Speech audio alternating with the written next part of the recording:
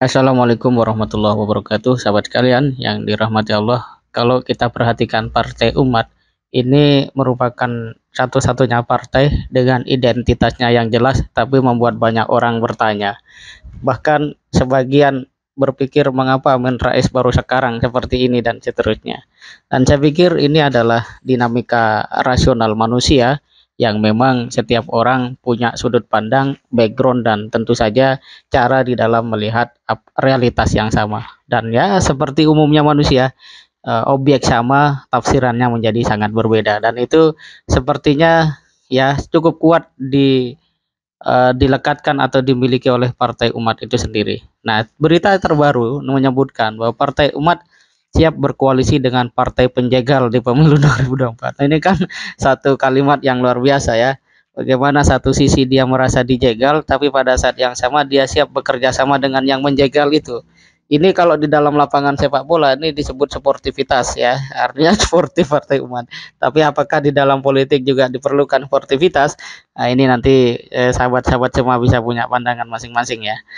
Eh, Tempo melansir bahwa Ketua Umum Partai Umat Ridho Rahmadi menyebut partainya siap berkoalisi dengan siapa saja ya di 2024 mendatang. Termasuk kata dia partai yang disebut-sebut berusaha menjegal Partai Umat.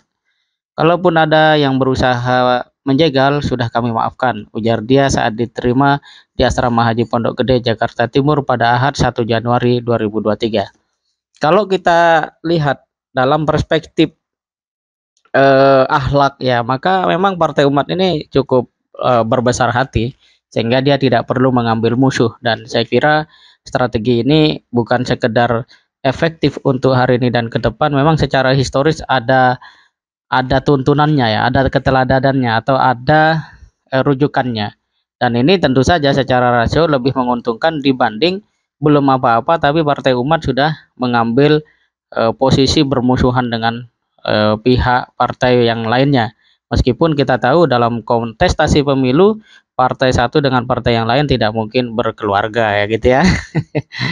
Kemudian media juga menyebut bahwa kemungkinan untuk membuka koalisi itu bukan boleh jadi bukan karena aspek-aspek yang tadi ya, seperti nilai-nilai dakwah, nilai-nilai keindahan Islam, tetapi memang orang atau media ini mencatat karena Partai Umat sudah lolos pemilu. Ini kita baca, namun hal tersebut berubah setelah KPU meloloskan verifikasi ulang Partai Umat pada 30 Desember 2022. Yang disebut berubah di sini adalah sikap daripada Partai Umat yang sebelumnya galak ya atau kritis kemudian menjadi lunak ya. Ketua Dewan Syuro Partai Umat Amin Rais bahkan sempat memuji KPU dan Presiden Jokowi setelah sebelumnya menuding sebagai bagian dari penjagalan Partai Umat. Ternyata alhamdulillah keindahan demokrasi di Indonesia artinya selalu terbuka dengan perbaikan, ujar dia di depan kantor KPU RI Jakarta Pusat. Ya kalau misalnya itu dianggap sebagai sebuah statement yang lunak, lalu apa statement yang tegas itu? Apakah tetap kemudian pada posisi statement yang awal? Padahal pada saat yang sama KPU itu juga sudah melakukan verifikasi ulang dan faktanya Partai Umat lolos. Artinya aspirasi dari Partai Umat itu didengarkan oleh KPU. Nah, tetapi apakah ini jaminan bahwa eh, demokrasi betul-betul indah seperti yang disampaikan, atau demokrasi indah ini hanya karena Partai Umat lolos dan seterusnya? Masih banyak hal sebenarnya kalau kita mau meragukan, mensangsikan apapun itu. Tetapi dalam konteks ya hubungan sebagai sesama manusia, kaitan dengan apa yang dialami oleh Amin Rais, saya pikir itu wajar-wajar saja ya. Ya karena partai politik kan dihuni oleh manusia. Partai politik bukan sekedar partai yang kemudian tidak punya dimensi kemanusiaannya. Ya wajar lah orang kemudian melihat dan mengapresiasi apa yang kemudian dilakukan oleh KPU itu sendiri.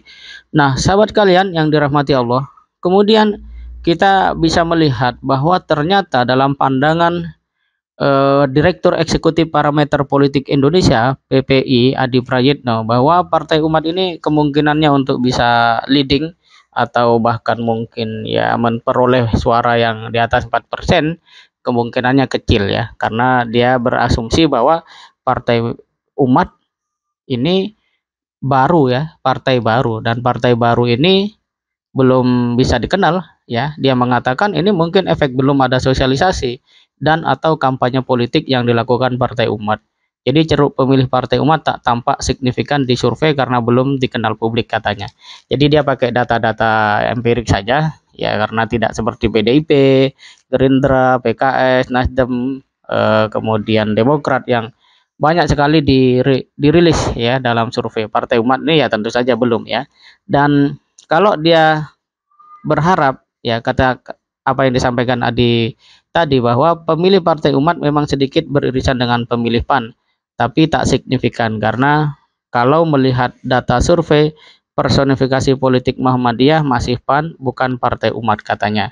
Ya tentu saja kalimat-kalimat itu berdasarkan pada data-data empirik yang muncul baru-baru ini. Tetapi apakah Partai Umat akan betul seperti itu?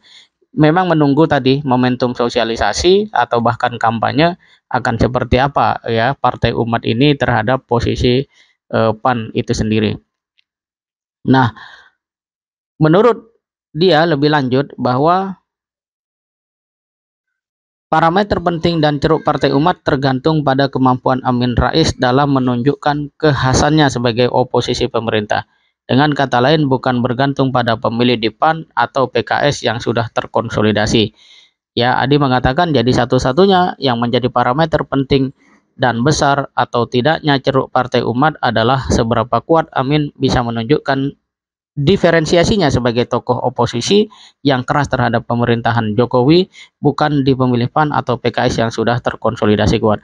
Sebenarnya asumsi apakah mengambil suara PAN atau ke suara PKS, yaitu lebih kepada karena warna saja ya, atau ya katakanlah dalam bentuk partai ini adalah sama-sama partai Islam, sehingga PAN dan PKS itu menjadi satu ceruk yang kemudian boleh jadi potensial diambil oleh Partai Umat. Tetapi kalau melihat hari ini dengan data yang ada, sepertinya Partai Umat tidak cukup memiliki kekuatan. Tetapi apakah ya Amin Rais akan benar-benar berubah seiring dengan lolosnya Partai Umat kepada dalam pemilu 2024, ataukah yang dimaksud dengan siap berkoalisi dengan partai penjegal nanti adalah sebuah strategi atau komunikasi politik? Dan bagaimana dengan ungkapan Amin Rais bahwa Partai Umat bakal perjuangkan sumber daya alam untuk bangsa sendiri? Sebuah statement yang cukup berani, dan mungkinkah ini bisa dilakukan oleh Partai Umat? Yang pasti satu hal, sebagai sebuah syarat tertentu, yang paling penting adalah Partai Umat lolos 4% untuk kemudian duduk di Senayan. Ya, selamat berjuang Partai Umat. Semoga kemenangan menjadi sebuah kenyataan di masa yang akan datang. Sekalipun tentu saja tadi menurut para peneliti masih sangat panjang perjuangan yang perlu dilakukan oleh PAN, oleh Partai Umat. Demikian, terima kasih. Assalamualaikum warahmatullahi wabarakatuh.